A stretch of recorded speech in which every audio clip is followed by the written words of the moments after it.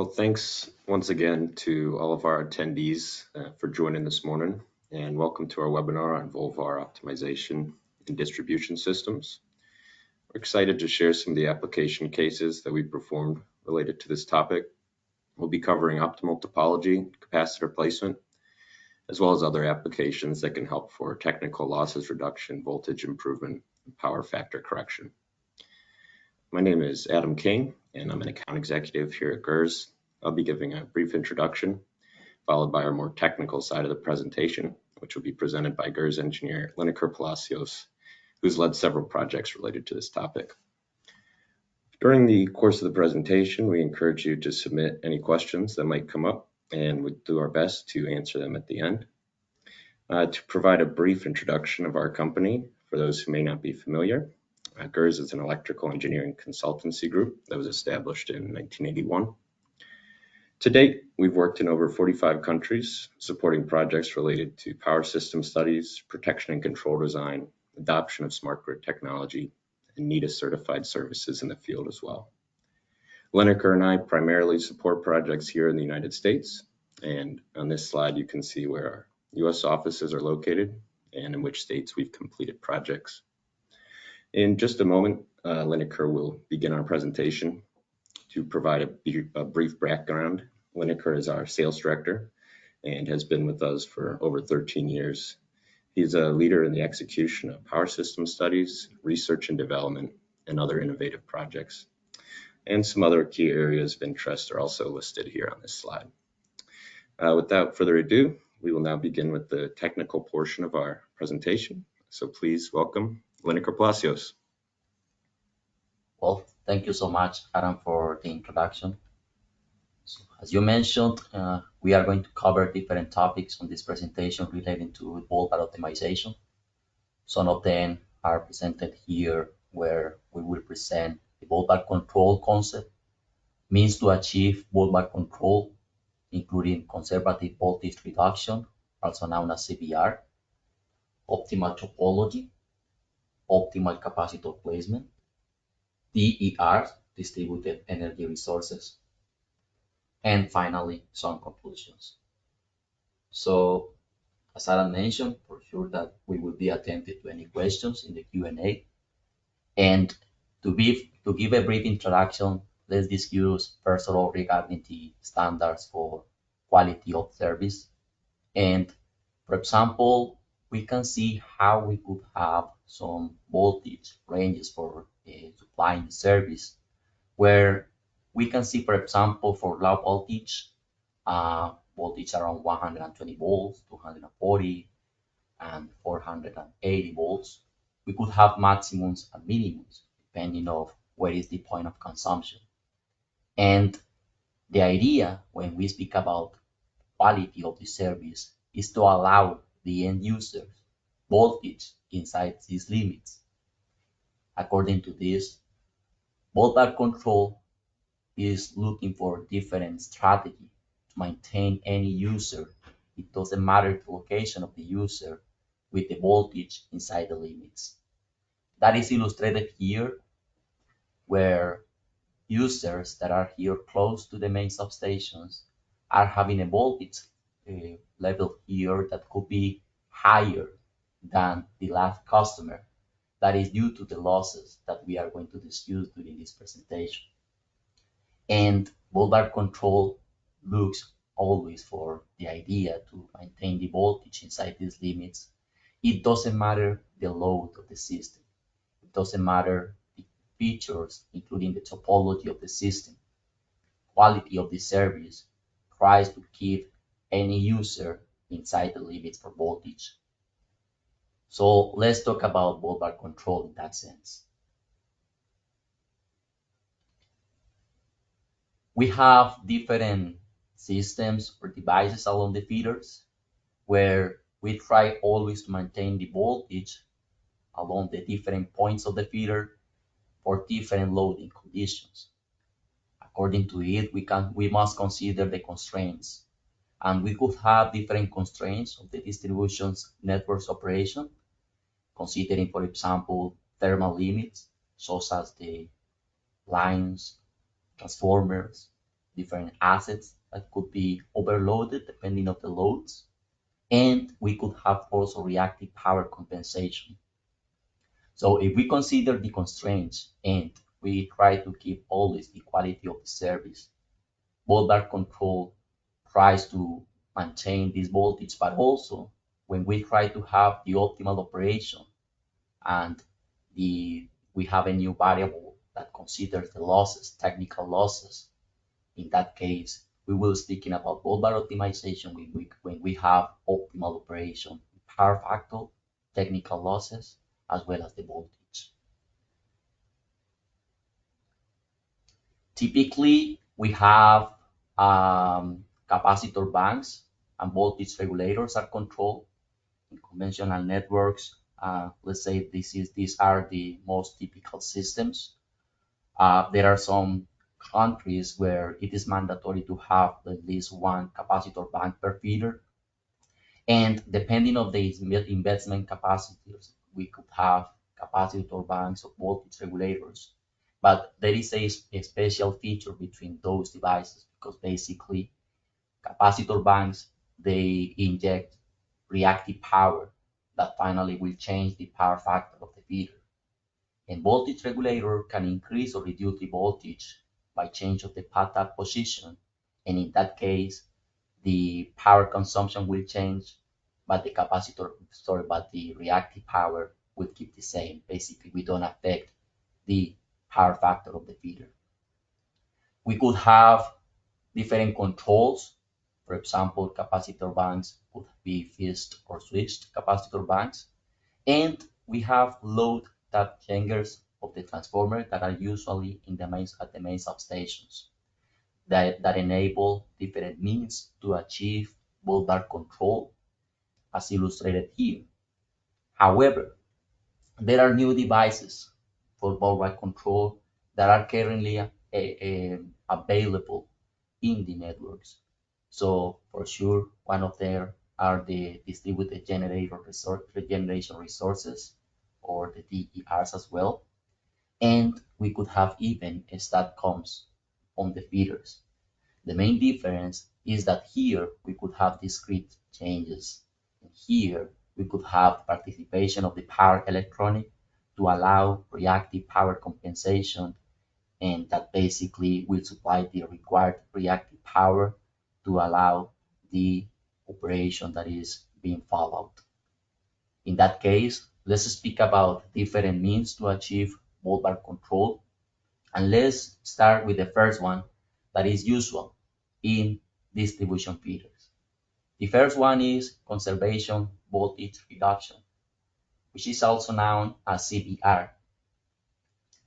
The conservation voltage reduction basically considers that we have a voltage ranges for operations of the feeder, and for depending on the kind of load, which is usually for constant impedance loads, we can have a power modification since for this kind of loads, the current will be reduced if we reduce the voltage.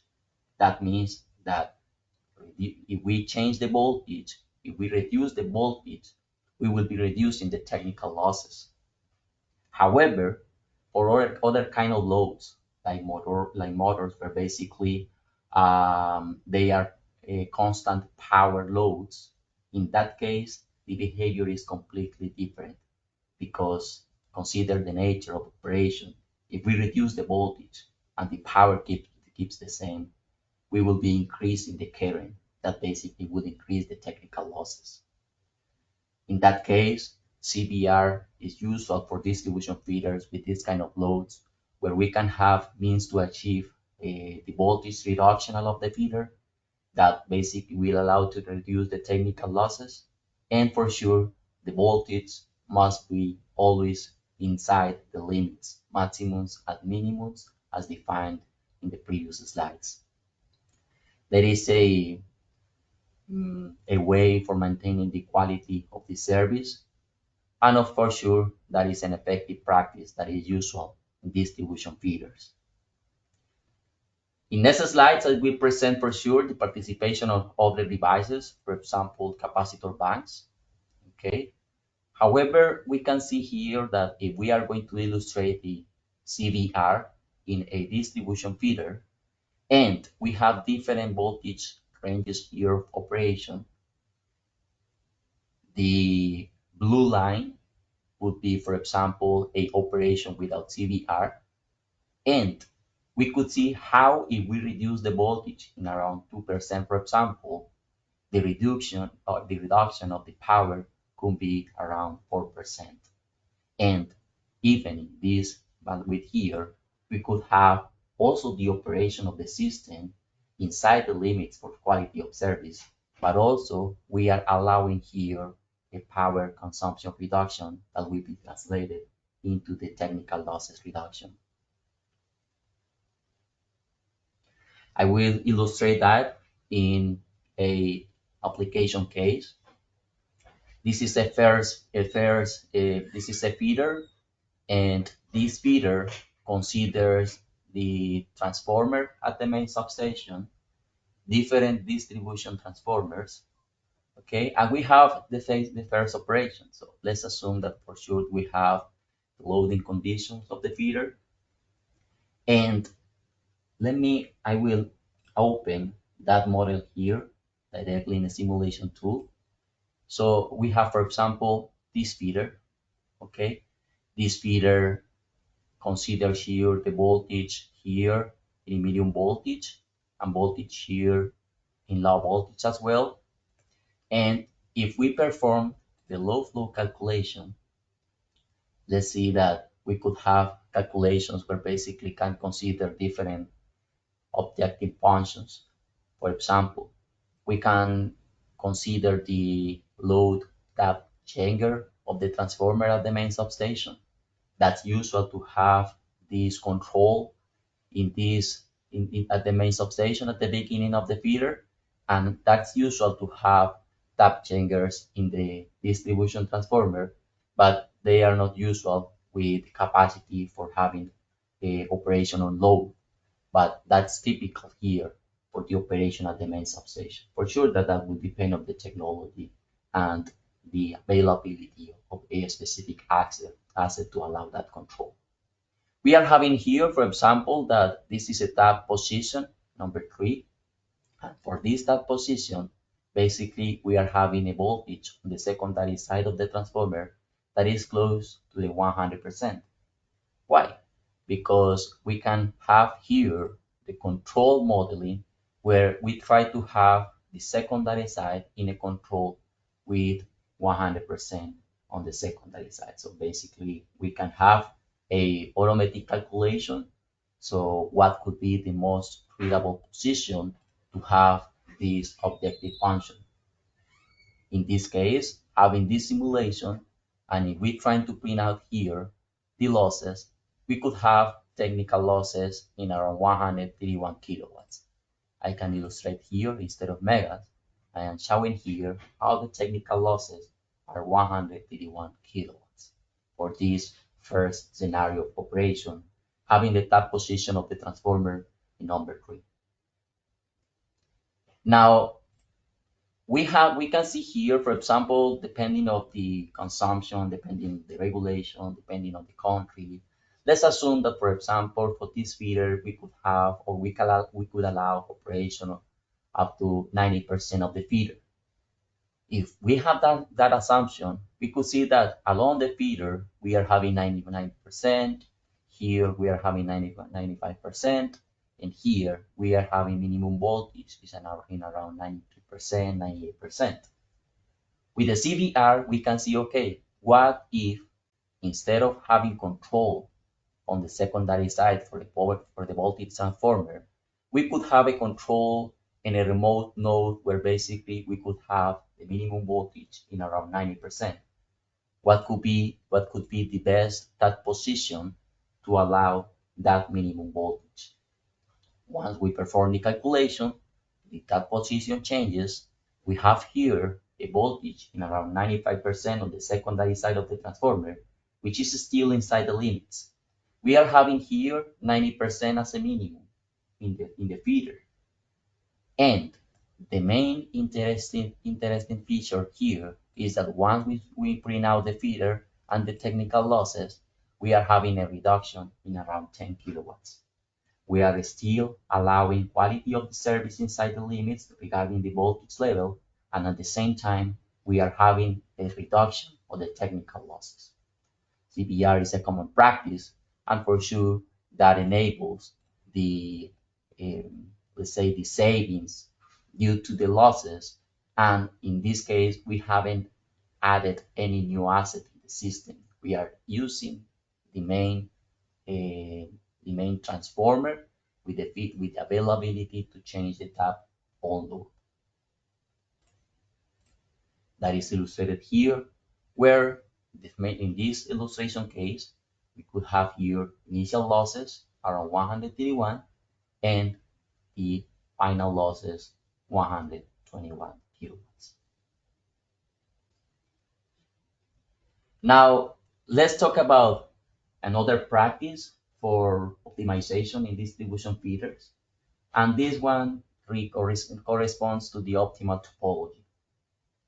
The optimal topology is another way for distribution management systems. In this case, we are still considering the same assets. We are not going to add any new asset to the system. And the main feature of the feeder reconfiguration is to determine the optimal topology that basically can change the loading condition for a specific feeder. And since we have the availability to change the load, finally we are changing the power consumption that finally is going to be translated into the technical losses reduction.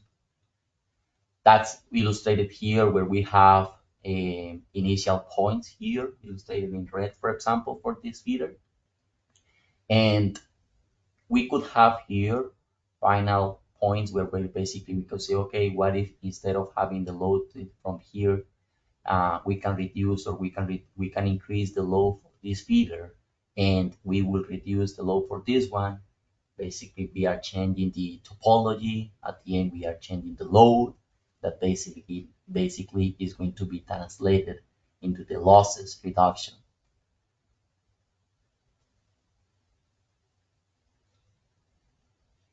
In this sense, with the optimal topology, we could consider different kind of switches or even the kind of poles.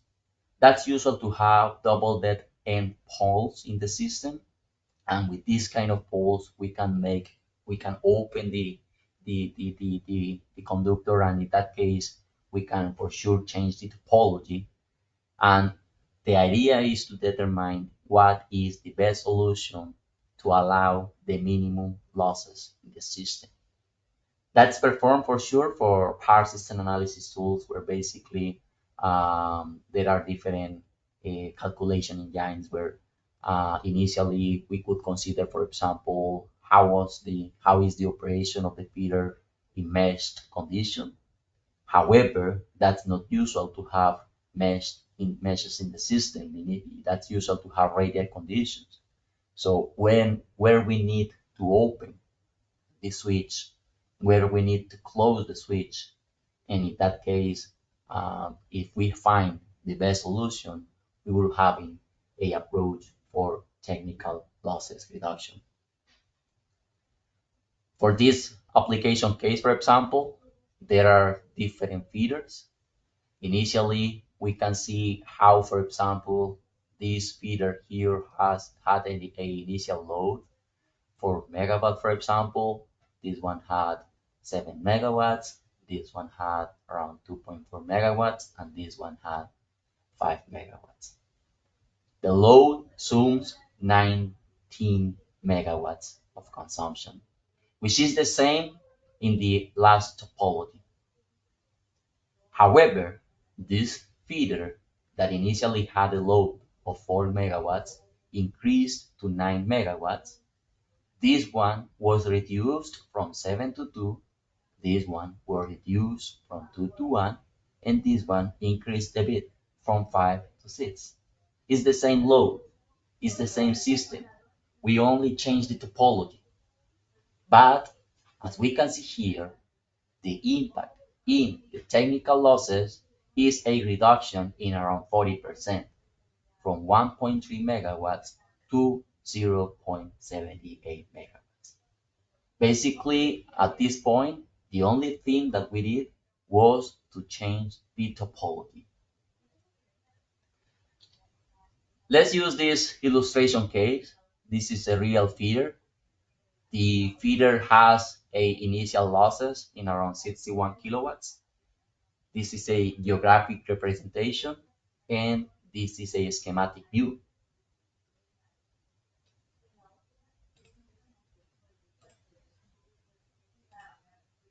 So basically here, we could have here a first scenario of operation. So that means that, for example, if I will perform here the load flow calculation, for this load flow calculation, we are having a initial operation. What could be the load? And in this case, we are having the load per feeder that it was illustrated in the slides. And we could have here the total losses calculation, okay, that is around 61 kilowatts that we illustrated before. Instead of running the low flow, we are going to run the switching optimization. That basically means that we will be able to determine the optimal separation points to have different functions. In this case, we want to have the losses minimization. We will use the different possibilities. Let's say that for sure in real networks we could consider where we have recloser, where we have switches, where we have double dead end pole or double dead end poles, and in that case for sure the optimal topology will allow to determine the separation points. That's different to determine here the optimal circuit breaker location, because in this case, what we want to do is to define what could be the best scenario of operation if we want to reduce the technical losses, which is different to systems or ways to achieve, for example, um, let's say a system restoration where we want to have a reduction of the time after a specific load. In that case, let's consider that in the main goal here is to reduce the technical losses in a steady state. I'm going to create here a new scenario of operation. Once I perform here the calculation, okay, we could define here what are the changes that I should have. Initially, I have some lines, what was the initial state, and what should be the last change. Okay, so if I implement the change here, that means that, for example, the feeder can change the distribution of the load. We can see, for example, how this feeder should be reduced. We should reduce the load for this feeder. For this one, for sure, we are having more load. We want changing as well. But the main feature here is that just changing the topology. And if we perform again the load flow calculation without any new device, we will allow to determine here that we will be having the losses reduction for per feeder, that it was illustrated here, okay? And let's see the losses in the total network. In this case, for example, 35 kilowatts that it was illustrated. Optimal topology considers for sure that we could have, for example, in this case, we have two main substations. We have different optimal separation points. In this case, we haven't included any new asset. The only thing that we did was to change the topology.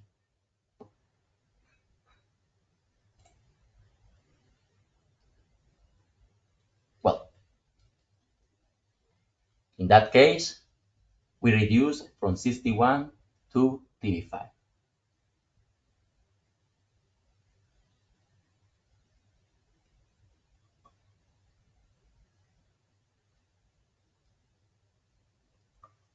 The next one is regarding the optimal capacitor placement.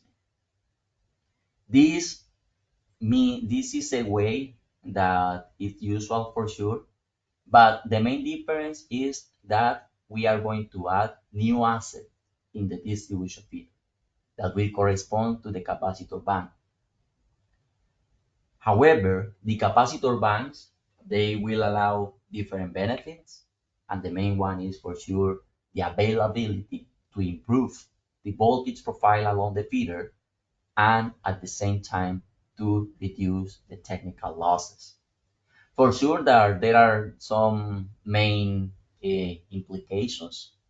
For example, one of them is to take into account that we could have reactive power injection in the system.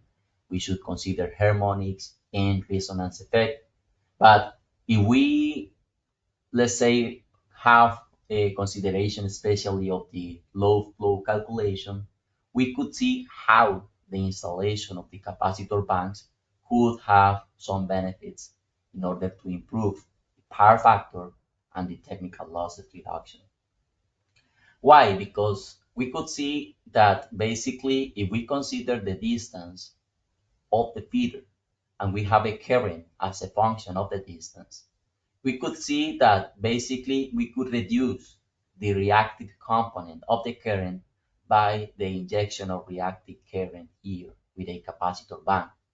That means that in this case, for example, we have a current and that current will be reduced with the reactive power component of the current due to the injection here of the reactive power from the capacitor bank. The optimal capacitor placement is implemented for sure in power system analysis tool to determine two main variables. What is the optimal location and what is the optimal size of the transformer of the capacitor bank. Sorry. That will be illustrated here. So if we come back here to the initial network that I illustrated, here instead of implementing CBR, we are going to make a location of the capacitors. Initially, if we perform here the calculation for low flow, we could see here how we are having here voltage limits here. I will print out the voltage percentage here. And that means that, for example, having a minimum voltage, in this case, we change the minimum voltage as a 90% as a minimum. That's why we are having here the alarms. That means that, okay, we are below that voltage level. And if we print out the technical losses, we are having initially around 156 kilowatts the technical losses.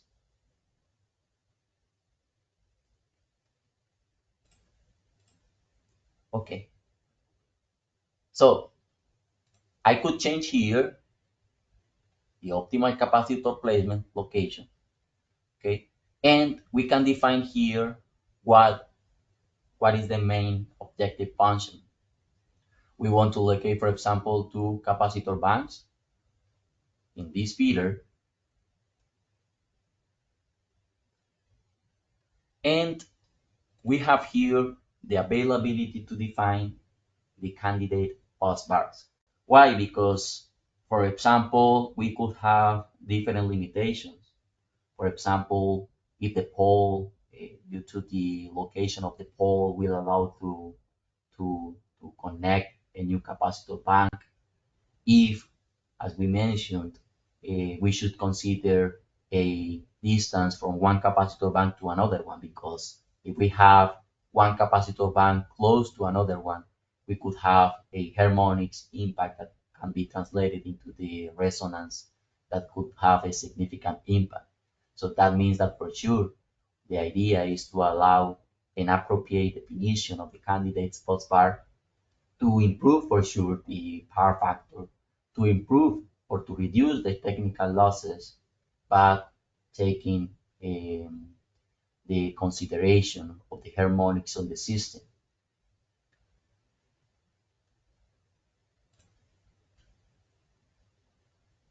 If I run here the optimal capacitor placement, okay, we could have here how we are having two suggested capacitors, where should be they located, and what could be the technical losses before and after the optimization. So here, for example, I will see what are those capacitors, okay? What is the location, okay? And what is the distance of the capacitor bank? I could create those capacitors, and I will look for them. This is the first capacitor that we got. And this is the second capacitor that we got. 1 and 2. The capacitors are now new assets in the feeder with exactly the same size that we defined here from the optimization. But in this case, what I can do now is to run the load flow calculation, allow here the simulation, and we can see here that now the feeders are having here voltage above or close to the 95%, and at the same time, if we run here the load flow, we are having a reduction from 156 to 106. That means a reduction in around 50 kilowatts in technical losses. So we say, okay, no, but we are having an investment because this is very different to change the topology. And this is very different to change the tap position of the transformer. Because in this case, we are adding new assets in the feeder. That means new investment. But this is interesting something that I will illustrate here. This is the feeder, initial conditions. We will have in here the voltage and some poles locations here below the limit. This is the last position, okay? And the calculation, we got this capacitor bank and this capacitor bank, okay? But it's interesting here because this blue line represents the operation of the feeder without the new capacitor banks, and this green line represents the operation of the feeder with the capacitor banks. The technical losses are saving 50 kilowatts. The load, we are having here an initial condition. We are having here final condition. This reduction is translated into the savings. If we assume, for example, 5 cents per kilowatt hour for cost, we are having savings in around $21,900 per year. So if we assume that a capacitor bank has a cost in around 10,000, we can see that in less than 1 year, we are having the payout of the transformer. We are paying the capacitor. The capacitor can be paid by itself just due to the savings of the technical losses, which is good.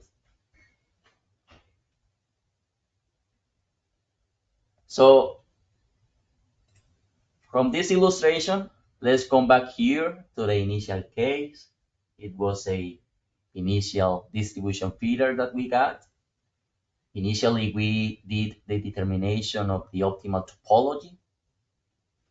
Okay, But what if we also consider the optimal topology plus the capacitor placement?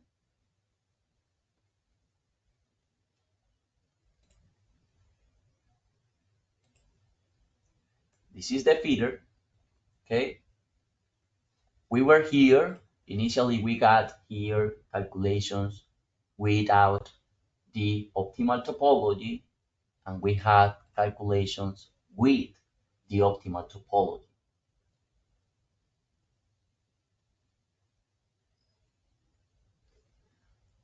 I don't want to run the load flow, non-deal switching optimization. I want to perform here calculation of the capacitor placement.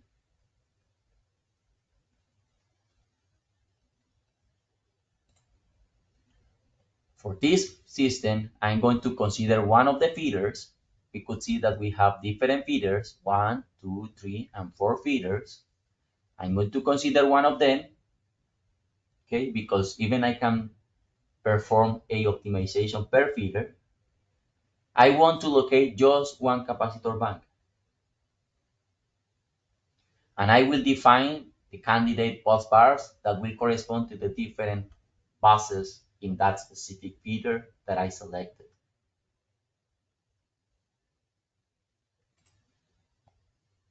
If I perform the calculation, I will see that without the optimal topology, I can have a reduction from 61, let me have here in low voltage, from 61 kilowatts to 48 kilowatts with the installation of a new capacitor bank.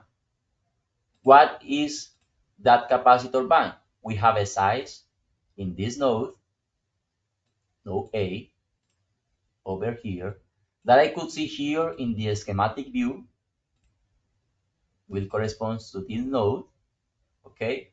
If I locate a capacitor bank in around 5 megabars, I could have a reduction from 61 to 48 without the optimal topology.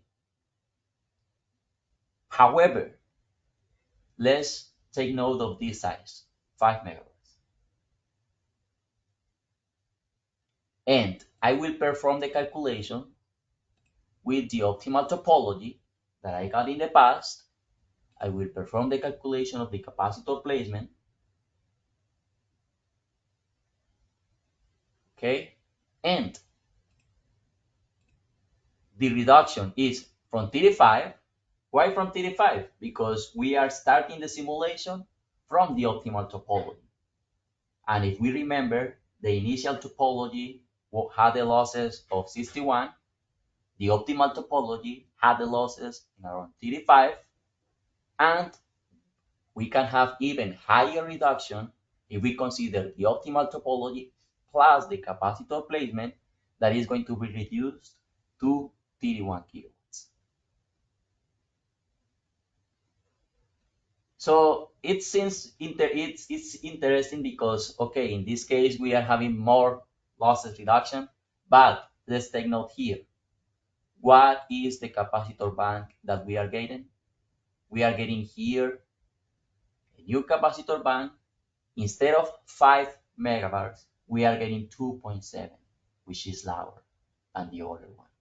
The investment for sure is lower as well. That means that optimal capacitor placement should consider the appropriate load level. Because if we perform optimal capacitor placement with the big amount of load or even with higher loads, we can have oversizing of the capacitor bank. That at the end, if we connect the capacitor bank oversized and we have operations with lower loads, the losses could be even increased instead of be reduced. So please note that we should consider conservative scenarios where the load is having also an impact on the capacitor size. In this case, we don't need a capacitor bank of 5 megabars. We need a capacitor bank of 2.7 on this location. In this case, the new location is suggested in this point.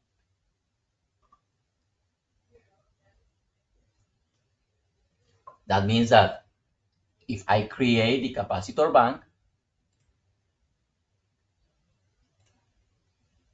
okay, it was just over here.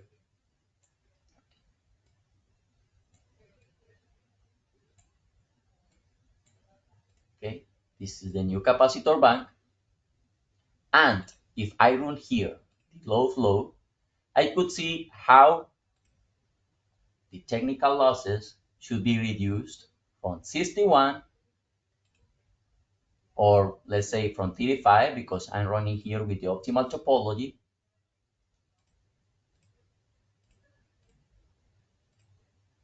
to 31 kilowatts. And even if I didn't perform, or I don't perform the optimal topology, and I perform the calculation, the comparison would be from 61 to 50 megawatts, sorry, 50 kilowatts, okay, which is good. At the end, we are also having reduction of the technical losses with the installation of the capacitor bank. We can see that there are different benefits on the capacitor bank's installation.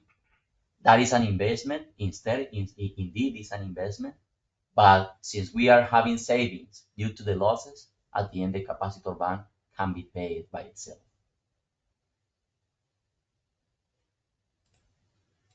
Well, so there are different illustration cases. What I did was for sure to have the state. I have here the default, and I have here the optimal topology. In the default, we are having a reduction from 60/48. In the optimal topology, from 35 to 31, which is good. Initially, we got a capacitor bank without the optimal topology of 5 megabars connected in this point. And we have, with optimal topology, a capacitor bank of 2.7 on this location. So there are different optimal capacitor placement study cases that we did in real networks. The first network that I will illustrate here is a feeder for 13.2 kilovolts. This is the feeder. That feeders consider for sure the different, let's say, paths from the feeder, from the main substation, which is here. Okay, I will show that in the package. The main substation is here. And where can we locate a capacitor bank if we have a assumption that all the distribution feeder will have the same size of the conductor here? Okay, so this is that feeder. Here you can see that better. Okay, the main substation is here. Okay, we can perform a load. In this case, we are defining a total load in around 5 megawatts. Okay, and we did a calculation, and we got a capacitor bank just over here. The capacitor bank is playing here an important role. Losses without the capacitor bank are around 97. And once I connect the capacitor bank,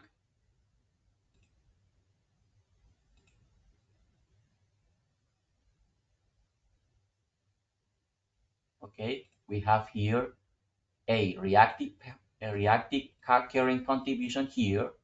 Remember that we are having a reduction of the reactive current, and here we are having a new scenario of operation, 92.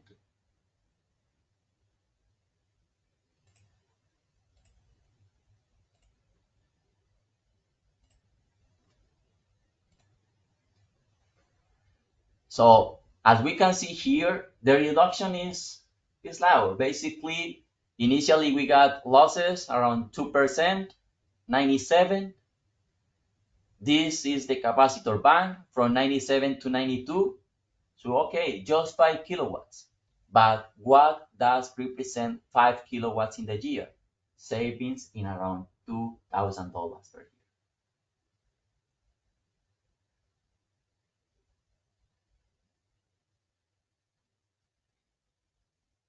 If we do the same for a feeder in 34 kilovolts, 34.5, so we will have it more or less the same. This is that feeder. The capacitor bank is this one. We did a calculation for sure of the capacitor bank. I won't do the simulation again to allow time for the webinar, but basically I will compare. Hey, we have initial behavior. I will run with the capacitor bank, and I have here last behavior here, and I will see, even in this case, I'm just taking notes of the load, okay? And I can see here a last reduction.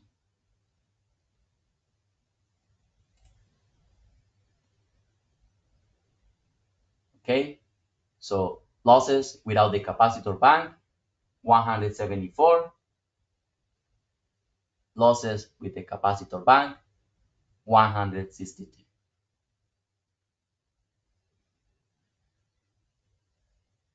Okay, I will see. Okay, it's over here.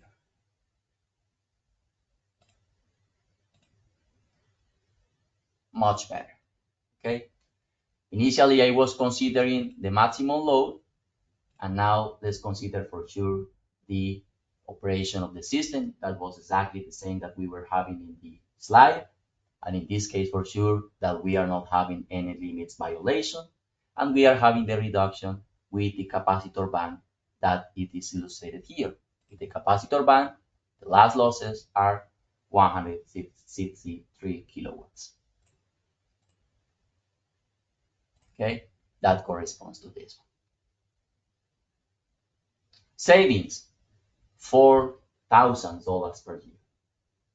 That means that for sure the voltage level also plays an important role, and the optimization can be performed in different voltage levels. Well, and this case considers all the, let's say, the different topics we covered. Topology, capacitor placement, because here we are having, let's say, a big simulations, a big distribution system, more than 5,000 nodes, different topologies, and these topologies are illustrated here. Partial topologies are basically when the load is partially transferred from one feeder to other one. For example, feeder 5 and feeder 4, they are sharing load. And complete topologies mean that we are transferring the whole load from one feeder to another one. And that's usual for emergency cases, which is here. Partial topologies, this feeder is having here an initial load, okay, and this feeder has a portion of the load, okay, like this one. In this case, this is still a partial topology, but the load of this feeder in purple is having higher load, and the load of this feeder in blue is having higher loads, as illustrated here in the simulation of the load flow from 3.4 to 3.6, and from 1.03 to 1.33. And in complete topologies, we are having that the whole load is being transferred completely to one feeder or to the other feeder. At the end, we are having initial conditions with under voltage profiles, findings, okay, feeder in this topology we are having 89%, or here we are having 78%, but we can define how can we obtain different capacitor banks in the feeder, okay, and these capacitor banks could be for the different topologies allowed here. Depending on the topology, we will see how one capacitor bank could be changed from one feeder to the other one. But this is interesting because for all the topologies, we are allowing savings. In topology 1, we are saving 43 kilowatts. In topology 3, we are saving 52 kilowatts. In this one, which is the higher with minimum voltage of 89, we could have voltage of 89 as well, but we can avoid over voltage. Instead of 109%, I can reduce to 105% to be inside the limits with the maximum voltage and be inside the limits with the minimum voltage. And at the same time, I am saving. And in this case, I need to keep all the capacitor banks connected to the feeder. And lastly, there are some small reductions here for the last volt. Well, finally, let's talk about the distributed energy resources. Basically, we can see that there are different operation modes: reactive power control, voltage and reactive power control, active and reactive power control, and Volt-Var control. The message here is that basically in capacitor banks, we can have just two states, on and off. And with DERs, we can have here a, let's say, control where depending of the need that we have here for the injection of the reactive power, I could have here a injection or even consumption here of the reactive power. That is helpful in DERs because the distributed energy resources, they will be able to support also Volt-Var optimization, but they could be used as a backup. Let me explain what. Why? Because let's assume here that I have this feeder. This feeder has different capacitor banks and two locations for the DERs. And if we change the operation, for example, I have here an initial operation point here. Okay, the operation must be always here in power factor 1 and 100% of voltage. But if we increase the load and inductive load, we will be here increasing, we will be changing here from 0.1, and we will reducing the voltage due to the increasing of the load. The voltage will be reduced here, and since that was a change in the reactive power due to the load, we are having this change from 1 to 2. What should we do? Since it was an inductive load, we need to turn the capacitor bank on, and that will change from 2 to 3. Why? Because at the end, we are doing a compensation between the reactive power that was consumed to the reactive power that we need to inject.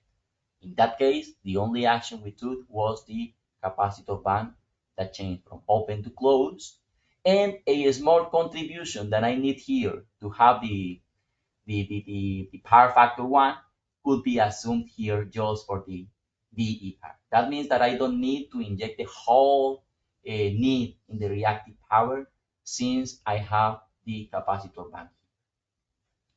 The other illustration was the opposite.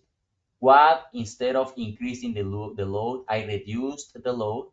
If I reduce the load, which was a consumption here of the inductive load, the voltage increases due to the reactive power that in this case is being capacitive. In that case, I need to turn off the capacitor bank. That means that I could change here from 2 to 3. Okay, and this small compensation that I need will be assumed by the DER. From 1 to 2, I got over voltage, and from 2 to 3, I got optimal voltage. Well, so based on that, there are some timing settings that we should consider in Volt-Var optimization.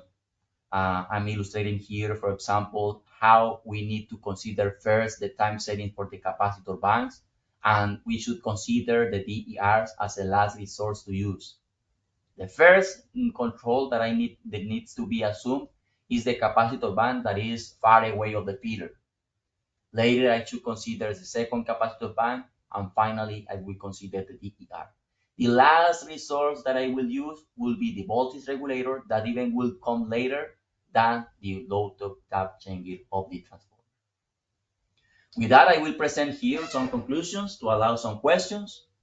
Basically, we are presenting some traditional strategy for voltage regulation and losses minimization techniques in distribution feeders. But also we are presenting here different ways to keep operation of the system inside the limits.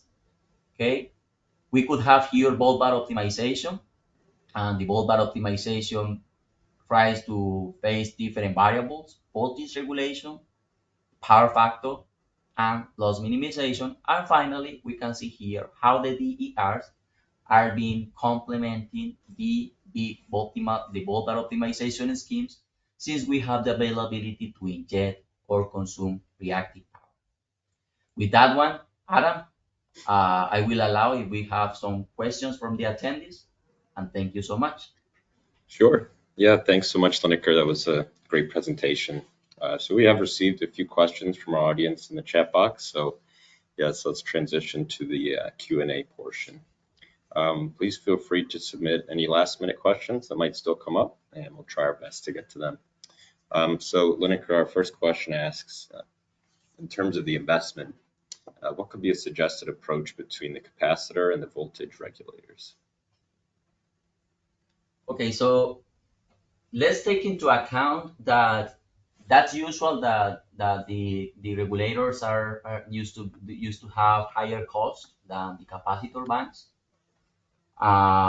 That's, let's say, it could have a cost even 3 or 4 times higher.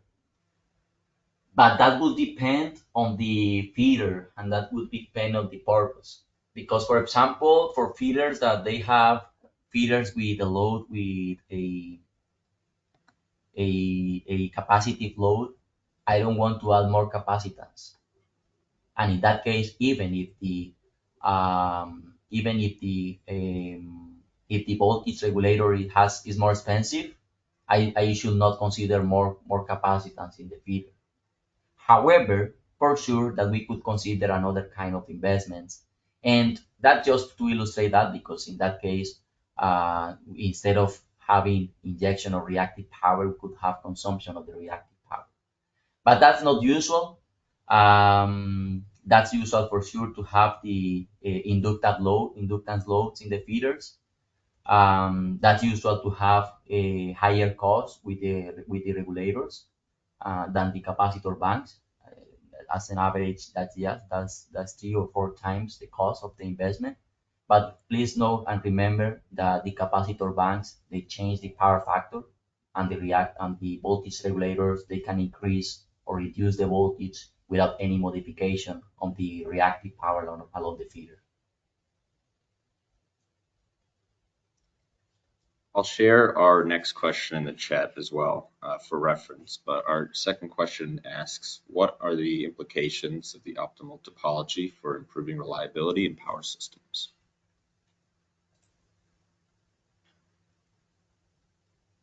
Okay.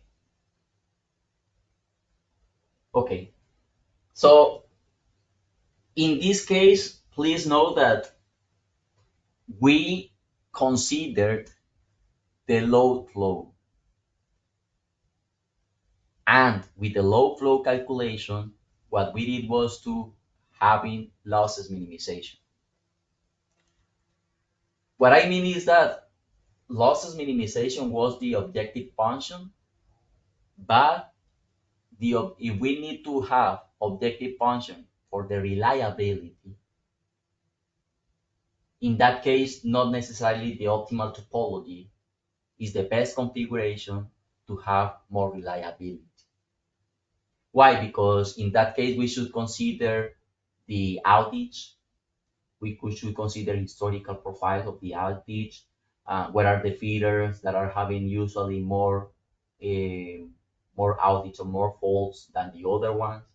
And in that case, instead of running optimal topology, I would suggest secret breaker and recloser location, optimal recloser location, because, for example, currently there are strategies on full location, isolation, and service restoration system, Blizzard. And the objective function in that case is not the optimal topology. We need to have a minimization of the safety and safety and the safety indices. And that corresponds to the reliability indices. So that means that not necessarily the optimal topology improves the reliability. No. For having optimization of the reliability, I should consider outage, historical data on outage, and I should define optimal recloser locations instead of optimal topology. Please, it's different. Please note it's different. Thanks for the question. It's different. Optimal topology is different than optimal recloser location. We have another question which asks, how do you recommend to model a small power system with only 23 feeders? Could we do a pilot project where we select 2 feeders, and depending on the results, we could do the rest of the feeders? Okay, so you mean that you have 13 feeders and you want to improve one of them? Okay, let me read it. Yeah.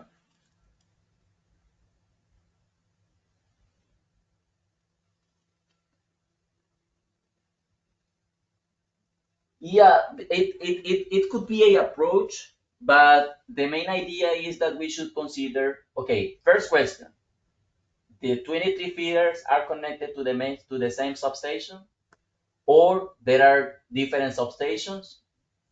That's usual to have different substations connecting different feeders, okay? So the best approach that I would suggest initially is to perform the optimal topology calculation. Because once we have the optimal topology, we can see, okay, we can connect one feeder to one substation, the other feeder to the other substation, what are the optimal separation points, and likely I have the best configuration. And yeah, we could define 2 of them. What are the feeders that we will select? The feeders with higher losses. Why? Because we are going to implement, or we are going to connect new capacitor banks. The idea in this case, okay, I want to select 2 of them. Where is the best, or what is the best approach, or why I would prefer to connect capacitor banks in one feeder to another one? I would suggest I would select the feeder that has higher losses. So it's possible. Yeah, we can. Yeah, I have 23 feeders. I can select 2 of them, and I want to connect capacitor banks in 2 of them, and I will connect the capacitor banks in the feeder with higher losses. And then it would just specify that each feeder is connected specifically to 2 substations. Okay, yeah, thank you. Thanks for the clarification. But in that case, the approach is the same.